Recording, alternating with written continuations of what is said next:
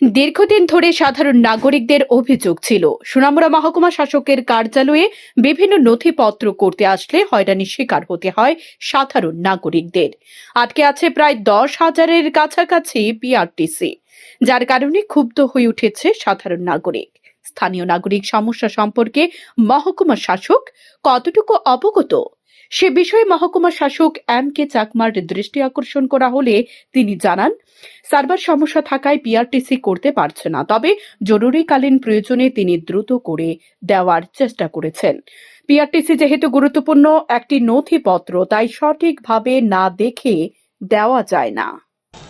আমি আসছিলাম, আমি আজকে প্রায় 2 মাসের মতন হয়ে গেছে। তো পিআরটিসির কাগজটা এনে জমা দিছি। জমা দেওয়া কইছে যে একদিন আইসি, তো স্যার অসুস্থ ছিল, তো ওই দিন জমা দিয়ে গেছি। ও কইছে যে পরে করে দিব। তারপরে আমি দেখি আবার 4-5 দিন পরে আইসি, তাই স্যার আমার কাগজটা হয়েছে নি। সে স্যার প্রধান আমি আবার নতুন করে কাগজটা এনে দিছি, আমি করে দিব, যাই গিয়েও এতদিন হয়েছে না এটা। তারপরে আমি আবার কদিন হয়েছে স্যার হয়েছে নি কাগজটা।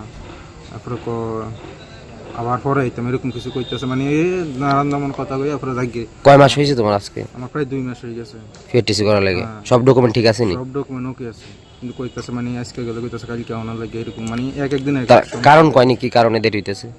মানে কোনো কিছু কইতাছে না, মানে কই সিরিয়াল বাই সিরিয়াল। আমি তো জানা আমার টিমে দিছি লাগে। কেমন মানুষ এমন মানুষ তো অনেক ভিড়াভিড়ি হয়, মানে এমন সবাই অসুবিধার সম্মুখীন? সবারই তো সমস্যা। একজন কইতাছে 10 বার 12 বার জমা দিয়ে দেয়। তো আমি আজকে আইসি, আজকে অনেক কইতাছে যে আবার বুঝি 25 তারিখে 25-26 তারিখের পরে আনার লাগে, এরকম কিছু কইতাছে।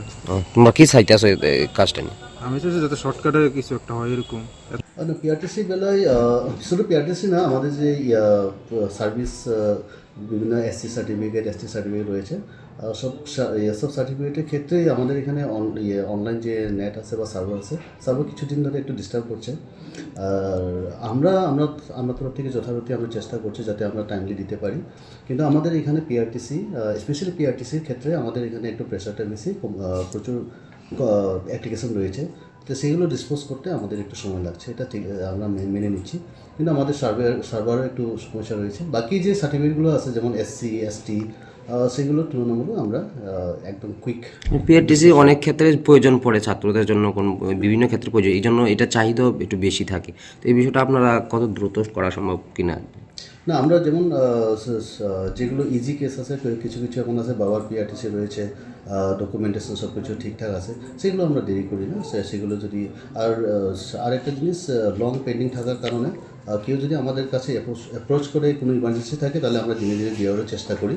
সেটা আমাদের তরফ থেকে সবসময় একটা সহানুভূতি, যারা স্টুডেন্ট রয়েছেন ওনারা স্টাইপেন্ড এবং বিভিন্ন কাজের চাকরি অফার জমা দেওয়ার ক্ষেত্রে বা অ্যাপ্লাই করার ক্ষেত্রে, সেগুলো আমরা হিউম্যানিটির গ্রাউন্ডে যতটা দ্রুত পারি আমরা চেষ্টা করি দেওয়ার জন্য। এদিকে সূত্রের খবর, সার্ভার সমস্যার পাশাপাশি 2017 সাল থেকে 2024 সাল পর্যন্ত প্রায় 10,000 পিআরটিসি আবেদনকারীর পিআরটিসি আটকে রয়েছে।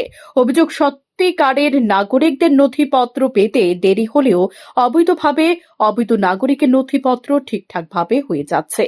এক্ষেত্রে জড়িয়ে রয়েছে একাংশ দালাল, যারা উপর মহলের ছত্রছায়ায় লালিত পালিত হচ্ছে, যার কারণে দুর্ভোগ পোহাতে হচ্ছে সাধারণ নাগরিকদের। শান্তন টিভি।